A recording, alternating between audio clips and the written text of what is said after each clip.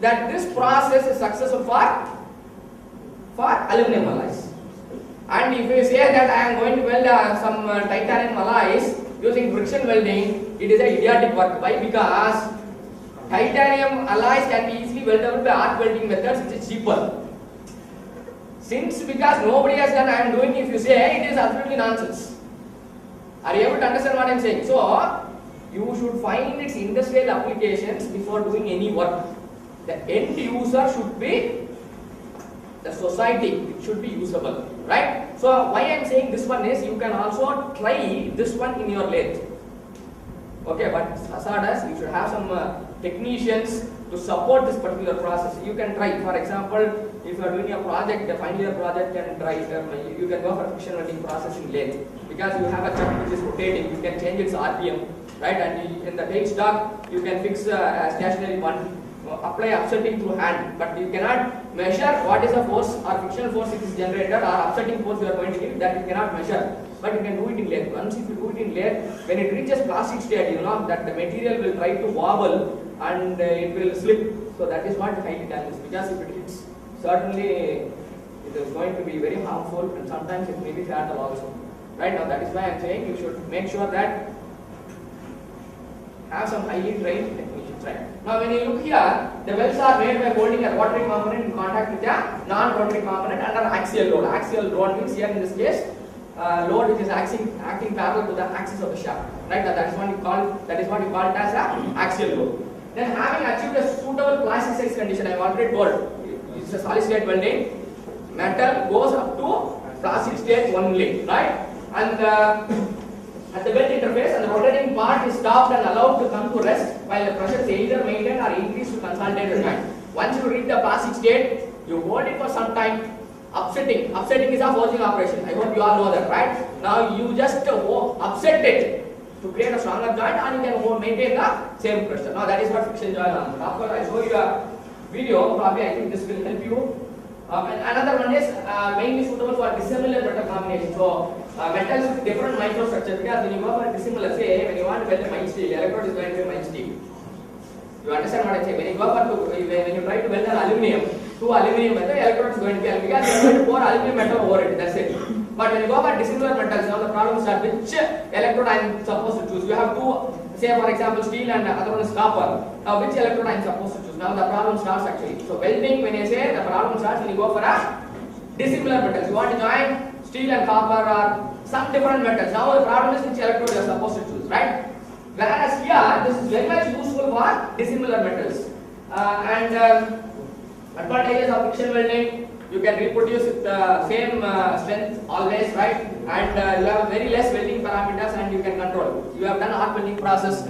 Have you ever tried in changing the current and voltage and you determine the weld strength it is going to change? I think you will not have tried. But here afterwards, if you do any welding, arc welding process, please don't look into the art of welding. Everybody, even ITA holder or a 10th failed student or even the person who have not gone to schooling, in Permudi estate, industrial estate, Nambattur estate, you can see those guys do welding.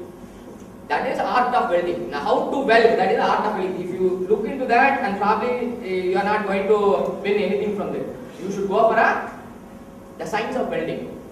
The most important thing is the science of welding. When you say science of welding, how arc is established, when you change the welding parameters, how is that going to influence the weld strength? Because at the end of the day, you need to get a stronger joint. You understand what I am saying? So that is where your key lies. You should look into the science of welding, right? Okay. Now I will try to show you a particular video. Right now, this is. How does inertial welding work? Basically, by forcing together pieces to be joined in such a way that rotary motion and pressure are converted into heat, which literally bonds the pieces into one part.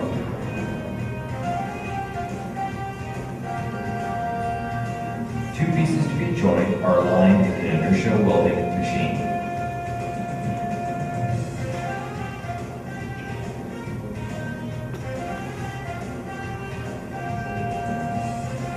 One piece is held stationary, the other is rotated rapidly on a spindle shaft attached to a flywheel.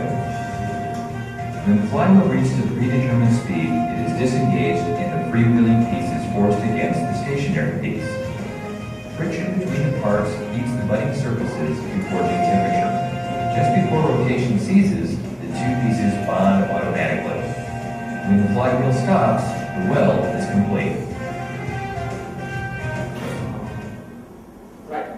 Now you can see that there is a flash which is generated over the surface, right? Now if a flash is generated over the surface, it means it's a metal loss. Now at the end of the day, when you machine, you have two rotary shafts, right? When you press it again and rotate, now what happens? Material is lost and it is generated as flash. So the total length of the workpiece is decreased. Now you should go for a welding parameter where I get a stronger joint and as well as the metal loss should be minimal. Now these are some of the constraints here. Now if you look into the various journal papers, you can see they would have worked with the friction pressure, upset pressure, the RPM with which it rotates, and I think these three parameters are burn off length. Now that is the length, the length, how much it has burned. Right now, if you adjust these four parameters, certainly the strength of the weld is going to change.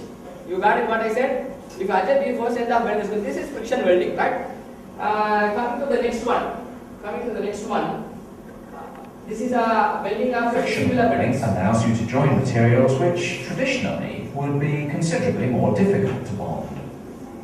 For instance, metal to ceramic for high thermal conductivity heat sinks. Here, thermal studs are installed on the back of a ceramic component. It's a solid phase joint, there's no melting, and the bond is believed to be largely mechanical. So this the bonding takes place between the metal and a ceramic plate. Right now, that is what the advantage of friction welding. So it is not with metal and metal. You can even join with the ceramics. Now that is what most important point here. Right. Now coming to the next one, these are some of the components which is mainly produced using friction welding. Now if you look into this one, major automotive components are now they have started working with friction welding to generate these kind of components. Right. Now coming to the next one. This is something called friction taper stitch welding. Now I just want to explain this one because these are some of the advances. So when I say advances, let's say for example you have a weld. Now or a metal. I made a weld or metal, whatever it is. Now I have seen as soon as a weld is made, a small crack is seen. Or any other welding, a crack is seen. If you see a crack in welding, it is a defective component.